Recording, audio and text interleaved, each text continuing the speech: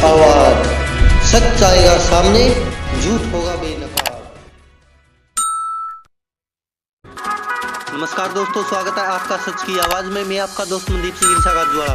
जैसा कि आप सबको पता है दोस्तों, कल सीबीआई ने पुलिस कमिश्नर के घर छापा मारा पश्चिम बंगाल में।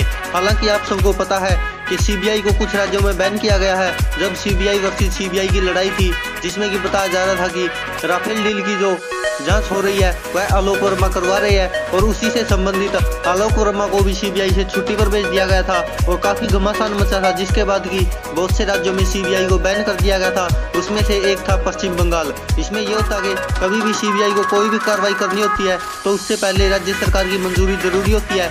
लेकिन कल सीबीआई ने जब पुलिस कमिश्नर के घर पर छापा मारा, चिटफंड का शारदा कंपनी थी, उसके घोटाले से संबंधित पूछताछ करने के लिए, तो उससे सरकार से मंजूरी नहीं ली गई थी, जिसके बाद की वहां पर काफी हंगामा हुआ और पुलिस और सीबीआई के अधिकारियों के बीच हाथापाई भी हुई है। जिसके बाद की पुलिस ने सीबीआई को पकड़कर थाने में रखा गया, जो कि 3 घंटे बाद सीबीआई को छोड़ा गया। हालांकि आप सबको पता कि यह आरोप बहुत पहले से ही लगते रहे हैं कि केंद्र सरकार हर बार सीबीआई का प्रयोग करती है, वो चाहे किसी की भी सरकार हो, वो चाहे कांग्रेस की हो या भाजपा की। हालांकि कांग्रेस भी उसका प्रयोग करती थी, लेकिन जिस तरह से भाजपा कर रही है शायद ही किसी सरकार ने किया हो।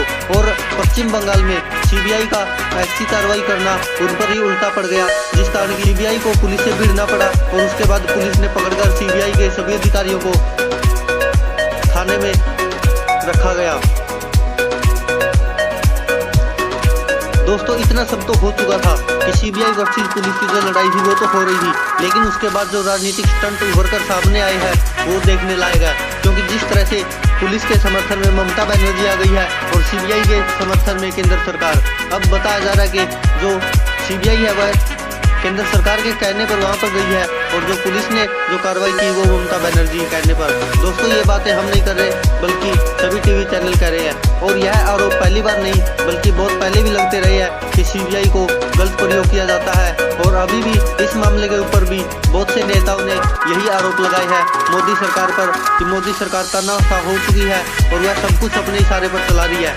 शारदा कंपनी घोटाले में भी ऐसा ही बताया जा रहा है कि जो मोदी के पक्ष में आ जाता है उसको निर्दोष साबित कर दिया जाएगा, और जो उनके पक्ष में नहीं आता उस पर सीबीआई छापे मारेगी। ऐसा ही होता नजर भी आ रहा है। दोस्तों, अब सुनिए आप क्या कहा ममता बनर्जी ने इस पर। It is a forceful instruction from the center or Narendra Modi and Amit Shah.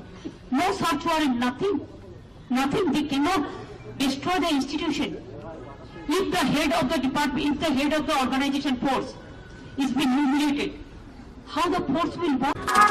दोस्तों, ममता बनर्जी के बाद पूरा विपक्ष ममता बनर्जी के साथ खड़ा हो चुका है और वह भी मोदी सरकार पर आरोप लगा रहा है कि यह सीबीआई का दुरुपयोग कर रही है। और देखिए दिल्ली के मुख्यमंत्री अरविंद केजरीवाल क्या कह रहे हैं, क्योंकि आप सबको पता है कि दिल्ली में बहुत बार सीबीआई की कार्रवाई होती थी जो कि अरविंद केजरीवाल के खिलाफ होती थी या उनके पार्टी के किसी नेता के खिलाफ, और जिसका आरोप की यही लगाया जाता था कि मोदी सरकार बेवजह दिल्ली सरकार को तंग कर रही है या दिल्ली के मंत्रियों पर छापे मरवा रही है। तो सुनिए क्या कहा दिल्ली के मुख्यमंत्री अरविंद केजरीवाल ने। पहली बात तो मैं उनसे ये पूछना चाहता हूँ कि पश्चिम बंगाल के पुलिस कमिश्नर के यहाँ बिना वारंट के 40 सीबीआई अफसरों के उनके घर में घुसना संविधान और कानून के खिलाफ है। भ्रष्टाचार से अगर वो लड़ना चाहते हैं, उन्होंने नीरव मोदी को क्यों भगाया देश से? उन्होंने विजय माल्या को क्यों भगाया देश से? प्रधानमंत्री जी ने आज तक राफेल की 36,000 करोड़ का घोटाला, जिसमें 500 करोड़ का जहाज 1,500 करोड़ में खरीदा, उस घोटाले की आज तक जांच क्यों नहीं की गई? मेरे ऊपर 33 केस कर रखे हैं इन्होंने। मेरे घर के ऊपर पुलिस की रेड कराई प्रधानमंत्री जी ने। मेरे बेडरूम के अंदर पहुंच गई दिल्ली पुलिस, मेरी किचन के अंदर, रसोई के अंदर पहुंच गई दिल्ली पुलिस। बताओ मैंने कौन सा भ्रष्टाचार किया था?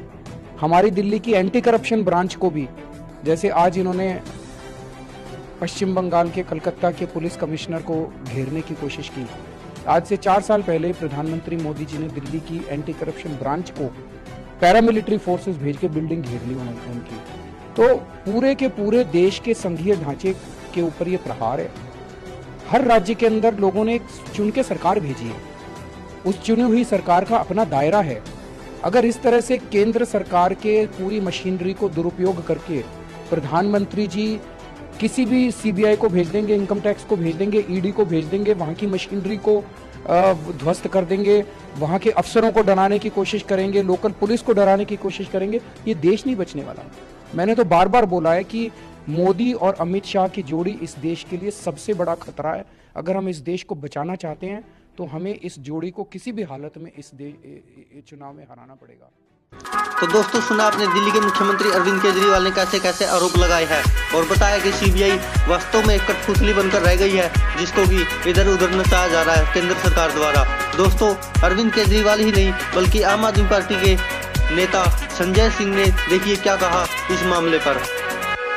कठपुतली बना के इस्तेमाल कर रही है हर उस मामले में जिसमें विपक्षी दल को टारगेट करना है, वहां पर सीबीआई सक्रियता के साथ लोगों की गिरफ्तारी करने लगती है, छापेमारी करने लगती है। जिस पे मोदी जी के मित्रों के नाम आते हैं वहां पे सीबीआई शून्य हो जाती है। तो क्या सीबीआई जैसे प्रतिष्ठित संस्था को होमगार्ड बना दिया है मोदी जी ने? इसके बारे में सोचना पड़ेगा। और देश का संघीय ढांचा धीरे धीरे खत्म करने पर लगी हुई है सरकार। कभी मुख्यमंत्री केजरीवाल के दफ्तर पे सीबीआई का छापा हो जाता है, कभी मनीष सिसोदिया के घर पे सीबीआई का छापा हो जाता है, कभी सत्येंद्र जैन के घर पे सीबीआई का छापा हो जाता है, कभी अखिलेश यादव पे तैयारी हो जाती है, कभी मायावती पे, कभी आप देख रहे हैं अभी बंगाल में शुरू हो गया है सीबीआई का छापा। तो सीबीआई का दुरुपयोग पूरी तरीके से केंद्र की सरकार कर रही है और इसी के लिए मैंने नियम 267 के तहत राज्यसभा में नोटिस दी है कि इससे देश के संघीय ढांचे को खतरा उत्पन्न हो गया है, संविधान को खतरा उत्पन्न हो गया है, इसलिए इस पे सदन के अंदर मत समझिए। 54 मौतें हुई व्यापम घोटाले में, 54 लोगों की जान चली गई और सुप्रीम कोर्ट का आदेश था उस मामले में भी। कितने बार शिवराज सिंह के घर पे छापे पड़े आप मुझे बताइए।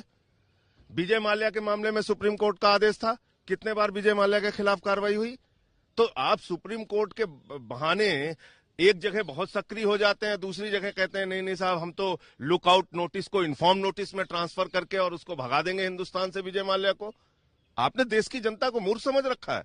सीबीआई जैसा पे कार्रवाई नहीं करेगी, नीरव मोदी पे कार्रवाई नहीं करेगी, विजय माल्या पे कार्रवाई नहीं करेगी, मोदी जी के मित्रों पे कार्रवाई नहीं करेगी, सीबीआई सक्रिय हो जाएगी ममता बनर्जी के लिए। ये कौन सा तरीका? ममता बनर्जी धरने पर बैठी हुई हैं, आम आदमी पार्टी भी आम आदमी पार्टी पर ज्वाइन तरीके से उनके साथ है और अभी मैंने इसीलिए नियम 267 के तहत नोटिस भी दिया है और सदन में भी इसके लिए उठाएंगे। और आप बताइए, मुकुल राय नहीं थे क्या शारदा घोटाले में? शारदा घोटाले में मुकुल राय का नाम था कि नहीं था? आज मोदी जी उसको अपने साथ। वही तो आपसे कह रहा हूं कि सीबीआई का दुरुपयोग करके अगर आप विपक्ष को टारगेट करने की लगातार कोशिश करेंगे, क्या निकला केजरीवाल के मामले में मुझे बताइए आप, निकला कुछ? दोस्तों, अब देखिए प्रधानमंत्री बनने से पहले नरेंद्र मोदी क्या कहते थे सीबीआई के बारे में, जो कार्य अब कर रही है वो पहले विपक्ष पर आरोप लगाते थे। देखिए एक छोटी सी वीडियो क्लिप। ये सीबीआई का राजनीतिकरण, ये सीबीआई का दुरुपयोग, निर्दोष लोगों को परेशान करने के लिए सीबीआई का अनाप शनाप कारनामे जो चलाए जा रहे हैं, और कभी न कभी तो आपको हिंदुस्तान की जनता को जवाब देना पड़ेगा। दोस्तों, इन सब बातों को सुनकर और देखकर एक बात तो साफ हो चुकी है कि सीबीआई का दुरुपयोग किया जा रहा है और इस पर राहुल गांधी जैसे नेताओं ने भी बड़े बड़े बयान दिए हैं, जो कि साफ साफ कह रहे हैं कि मोदी सरकार बेवजह तंग कर रही है विपक्ष को और सीबीआई का डर दिखाया जा रहा है। हालांकि सीबीआई का जो डर दिखाया जाता है मोदी सरकार द्वारा वह पश्चिम बंगाल में नहीं चला और जिस कारण की सीबीआई के जो अफसर गए थे उनके साथ हाथापाई हुई और उनको 3 घंटे तक लगातार थाने में भी रखा गया। तो दोस्तों, आप खुद सोचिए कि देश की जनता कैसे विश्वास कर सकती है, क्योंकि आप सबको पता है कि सीबीआई हमारे देश की सबसे बड़ी जांच एजेंसी है जो कि स्वतंत्र है। लेकिन जब से मोदी सरकार बनी है इसको एक कठपुतली की तरह नचाया जा रहा है, एक बार इधर एक बार उधर, वो चाहे कोई भी राज्य हो, जिस कारण की कुछ राज्यों में सीबीआई को बैन भी कर दिया गया है।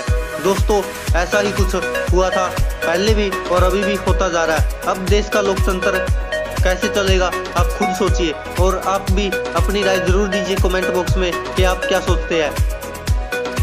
धन्यवाद दोस्तों, देखते रहिए सच की आवाज, हम ऐसे ही सच आपके सामने लाते रहेंगे।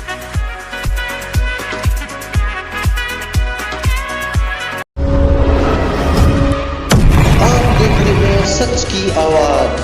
सच आएगा सामने, झूठ होगा